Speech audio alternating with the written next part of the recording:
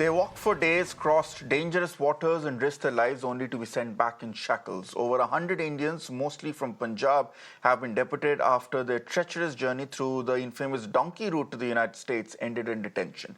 Men, women, even children lured by unscrupulous agents, robbed of lakhs and left stranded in jungles and deserts. In deserts, most saw death up close. Some never made it back. These families back home are now drowning in debt, demanding action against those who orchestrated this tragedy. Who is accountable and why does this dangerous cycle continue? We'll be discussing that on the Mirror Now debate today. But first, listen in to my colleague Sneha speaking to the wife of one of these deportees on Beyond the Headline yesterday. Here's an excerpt. आप बता पाएंगे कि आपके husband किस circumstances में US गए थे, किस हालात में यूएस गए थे? मैम, मेरा नाम कुलजिंदर कौर है। मेरे हस्बैंड डोंकी के थ्रू गए थे। हमारी बात तो एक नंबर से हुई थी कि एक नंबर में वो अमेरिका में भेजेंगे।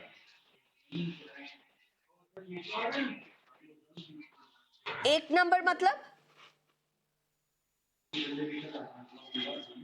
एक नंबर से भेजेंगे कि मतलब कि कोई मतलब कि 2 नंबर पे नहीं, क्योंकि डोंकी वगैरह कुछ नहीं लगेगी, तो डायरेक्ट फ्लाइट में मैं आपको भेजूंगा।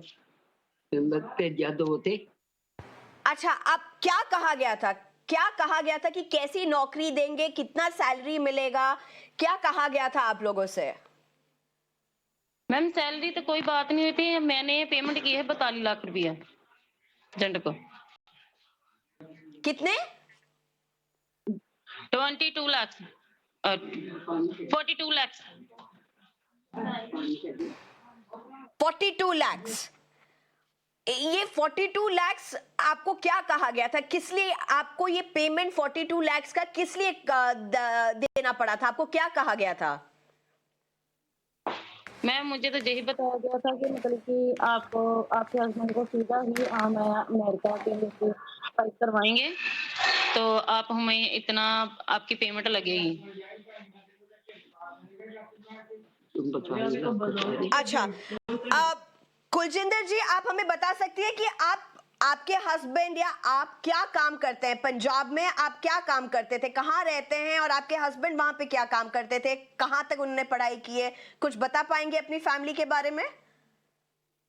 मैम, हम तो खेती बाड़ी का काम करते थे यहाँ पर। पहले जब मेरे हस्बैंड गांव पे रहते थे तो खेती बाड़ी का काम करते थे हम। अच्छा, आपने ये जो 42 लाख रुपीस जो आपने पे किया था एजेंट को, आपके पास इतने पैसे थे या आपको कहीं से उधार लेना पड़ा? जी मैम, उधार ही लिए हैं, सभी ब्याज पर हैं। अच्छा, कुलजिंदर जी, एक आखिरी प्रश्न, आप अपने पति से मिली हैं आज, क्या बोला आपके पति ने आपको? मेरे पति ने यही बोला कि हम बॉर्डर तो क्रॉस किया है, बट चौकी में से उन्होंने एक हफ्ता भी नहीं रखा, कि कुल मिलाकर 3 दिन रखा उसने वहां पर। तो तीसरे दिन उन्होंने मतलब कि कोई रिपेयर नहीं किया, तो उसने वहां पर डिपोर्ट कर दिया। अच्छा, और वहां पे जब वो यूएस में पहुंचे थे, उनको एजेंट की तरफ से उनसे कोई बात करने के लिए कहाँ जाना है, किससे बात करना है, उनके एजेंट वगैरह उनके साथ कांटेक्ट में थे या एजेंट से भी कोई कांटेक्ट में नहीं थे? कोई कांटेक्ट में भी आज 21 दिन हो चुके हैं, कोई कांटेक्ट में नहीं था। आज 21वें दिन जो हमें ये खबर सुनने को मिली कि उसको डिपोर्ट किया गया है। So, ladies and gentlemen, keep the following points in note from what you heard in that excerpt. These are people who are they are being made to pay lakhs and lakhs of money as immigration fees to these unscrupulous agents who are essentially just traffickers who are then selling them the promise of a great American dream. Second, these people are often getting loans, getting into massive debts which the families can never pay off, taking loans of 30-40 lakh rupees in order to pay off this massive journey from India to the United States. Third, most importantly, as you just heard from the wife, they are not told that this will be an illegal immigration. They're not told that they're going through the donkey road. These are people who don't know better. They're told that it will be a legal immigration. They have to go to Brazil or some other South American country, and from there, they'll be taken in a flight to the United States. When they reach there, they realize that's not the case. They're then made to go through these perilous journeys in which they either survive, and in which case they're quickly put in deportation camps and sent back, or they perhaps, many don't even make it through the journey. To understand this very serious issue over the next 16 minutes, let me go across to Sukanya Raman, who is an immigration attorney. Dr. Deepak Raheja is a senior psychiatrist, and also P.K. Jain, who is a former additional DGP of Namaskar. Maharashtra. Let me start with you, Sukanya. The big focus at this point has to be, while the political debate continues, the focus has to be these traffickers, who are, as they call themselves, immigration agents. We've seen them at play at Bihar, in Gujarat and in Punjab, who continuously sell this dream of that, yeah, we'll send you to the United States, we'll send you to the UK, we'll send you to Canada, we'll send you legally. And these unfortunate poor people don't know better. And before they realize it, they are forced to the donkey route, and at that point, they have no option but to continue with this very perilous journey.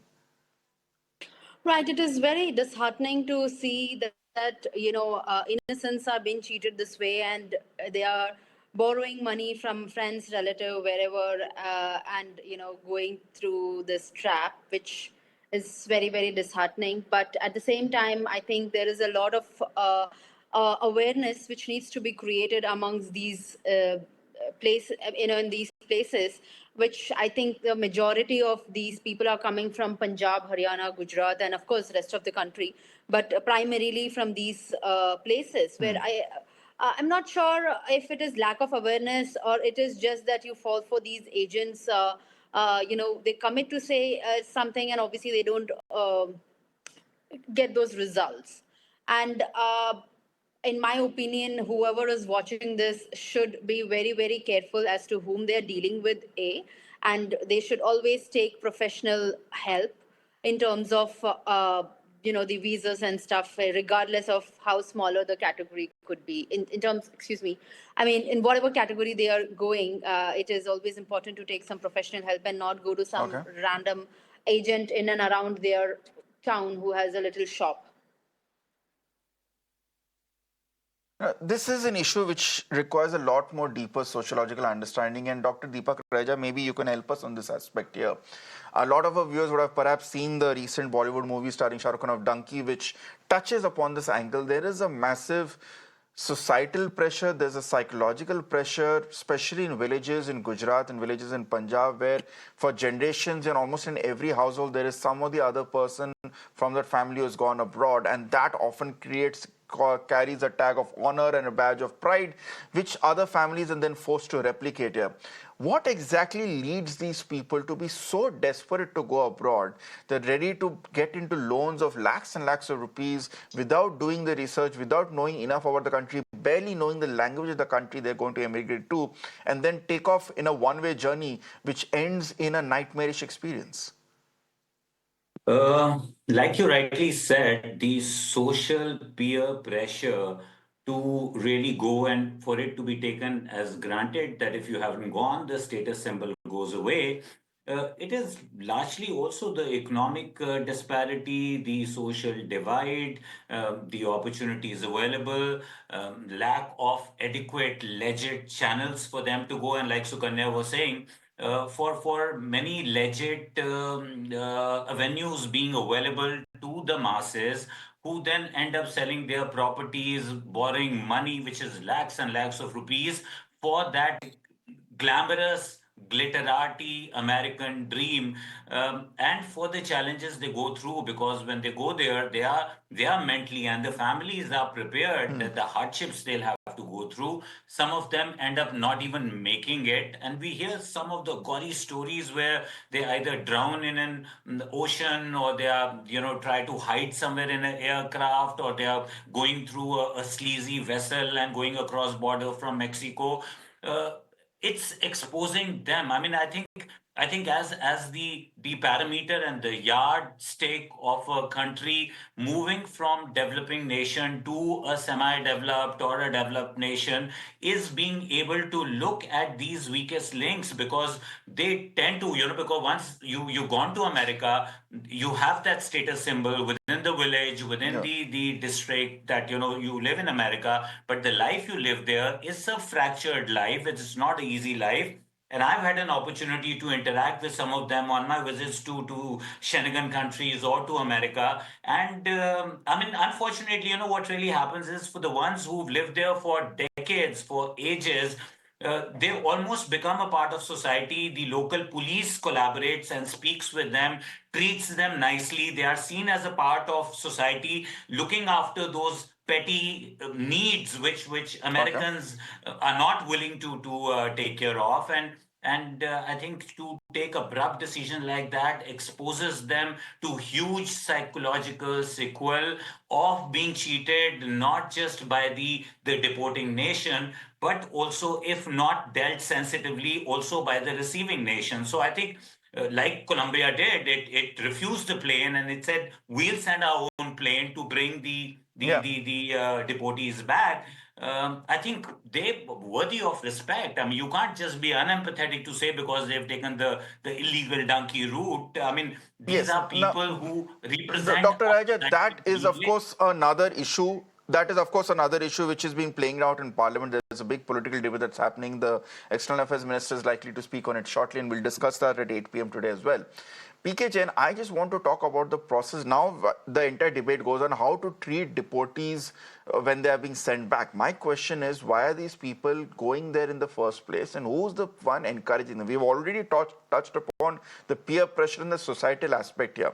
But multiple testimonies which we've got on Mirror Now and in other media reports as well talk about how the agents encourage them, saying that, we'll send you quickly, and more importantly, the emphasis being made is that the agents tell them that there are going to be no number two, no unscrupulous methods being used. We are going to send you legally. We take a flight to Brazil or take a flight to Panama. From there, we'll take you on another flight to the United States. When they reach South America, they realize that they've been cheated, and now the only option they have is to continue forward because they don't have the money to come back to India. Isn't this a priority concern of the Indian government to look at the people who are profiting of lakhs and lakhs of money and are ruining lives and families in the process? Ritangshu, thank you very much for inviting me here. I am absolutely categorically clear that the people who go the donkey route are aware of the risk. That's why they pay lakhs and lakhs of rupees. Your associate, your colleague, was speaking to Okay. one of the wives of one of the deportees. She for the first word she used was that my husband was going the donkey route. And then she said, no, but he was to be sent under in number one category. Number one is the legal category. Now, they are all aware of the risks that go with this. It is not the first time that the Indians have been deported. There have been hundreds of Indians deported in 2024. And before that also, in the earlier years, also hundreds of them have been deported. So everybody, I am from Punjab. I can dare say that everybody who goes this route is aware of the risk that is involved, that they will not be taken directly to America. They should refuse to board the flight in case the flight is not going to America. That is one. Yes, the governmental agencies have a role to play in this. See, all these agents who are working as immigration agents, they are all listed. They should be made to submit a report as to how many people are they sending on a monthly, annual basis, or whatever it is. And then it should be verified that how many of them are being returned as illegal immigrants. Number two, at the immigration, when the immigration checks, they always check whether you have a return ticket or not. If anybody is on a one-way ticket or anybody is going to a place where he is not fitting into the parameters, I think they should refuse their departure per se. So there could be certain measures which could be taken by the government to ensure that the poor people are not cheated. They are not put through this perilous route of going to a foreign country, because the kind of projection that everybody makes, even a guy who's not doing very well in US or any other European country, he comes and paints a very rosy picture for the gullible villagers to fall into the prey that yes, the life there, once they go there, they'll make a lot of money. They'll be able to pay off the loans. They'll be able to make a lot of money for their families and all that. And they'll be able to take their families. I'm surprised among these 104 who have been deported yesterday, 19, I think, are children, are minors, of which There are children of 4 years and 6 years and 7 years of age. It's absolutely shocking. I'm sure the parents are certainly aware of the perils and the risk of going there and through an illegal route. And the government should make it somehow difficult for such people and the immigrant agents to operate in the society. Incidentally, for Canada, Canada was a big racket which was going on. Like in Canadian government was inviting people. Yeah. At the same time, there were so many immigration agents who would play the ploy of the political persecution and ask them to go to Canada and ask for asylum. So there are a number of routes that these people adopt, and I think the people are very well aware of these perils. Yet they fall for them in the hope of a better life. It may So be Sukanya, because they're not. that's a very I know. important point. Sukanya Raman, would you agree? Would you agree with this view that what the statements and testimonies we have been receiving from these 104 people that have come out is essentially they've tried to shift the blame on these immigration agents and and put up a facade of innocence and gullibility, given the fact that, as PK Jain has pointed out, in all probability they knew of the risk they were taking and they knew very well that they were probably going to go through a donkey route, and they took this decision willingly. Absolutely, 100%. Of course, they are fully aware because they don't have a visa stamped on their passport before they leave the country, or any status that is going to allow them to enter the US in a in a legal status. So I think they are fully aware of the risks that they are willing to take those risks. So, like Mr. PK Jain mentioned, that it is absolutely it is these people's call what they want to do, how they want to go, because obviously there are millions of ways to go in a legal way, but for whatever reason, even with legal statuses, there is a lot of questions.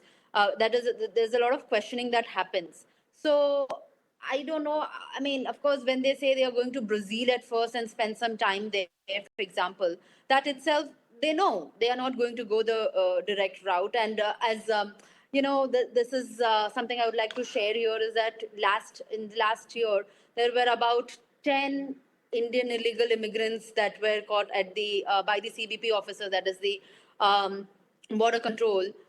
Out of them, or every hour, that is like Every hour, every hour, yes. 10 people, 10 Indian Yes. illegal Yeah. immigrants Yeah. were We had that statistic, but yes, and 5 of them were from Gujarat. 50% of them from Gujarat. Now the point is, Dr. Rai, let me go to PK Jain for the last word. Yes, these people should be aware of the risks. Yes, for you and me, it would be an obvious red flag if we don't see the point of destination and if we don't see enough immigration passport or clearances being made. But if we could be a bit human at this point, these are people who obviously, as Dr. Raheja has pointed out, are under immense societal pressure, peer pressure to go abroad and try and bring name to the family. These are people who are also not very well educated. They probably don't understand the processes of immigration and what a donkey route probably means at this point.